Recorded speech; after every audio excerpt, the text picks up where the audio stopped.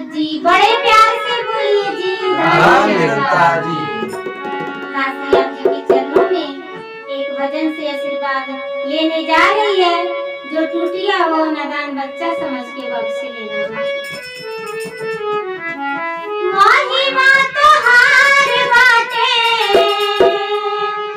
महिमा तोहार बाटे, जग में अपरंपार हो साकार रूप में आइल बाटे।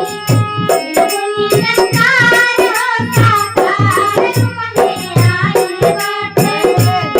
निरंकार हो साकार रूप में आइल बाटे।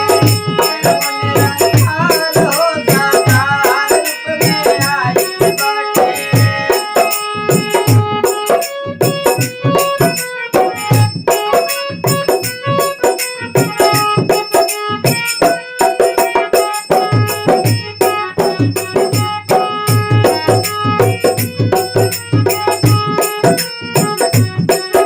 महिमा तोहार बाटे, महिमा तोहार बाटे, जग में अपरंपार हो साकार रूप में आइल बाटे। बिल्कुल निरंकार हो साकार रूप में आइल बाटे। निरंकार हो साकार रूप में आइल बाटे। निरंकार हो साकार रूप में आइल बाटे। हौवे अंतर्यामी सतगुरु घाटर घट के वासी।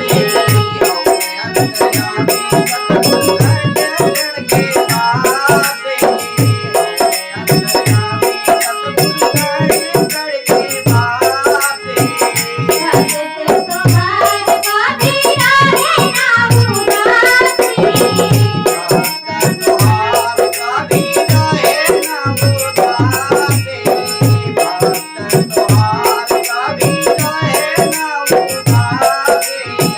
हौवे अंतर्यामी सतगुरु घाटर घट के वासी।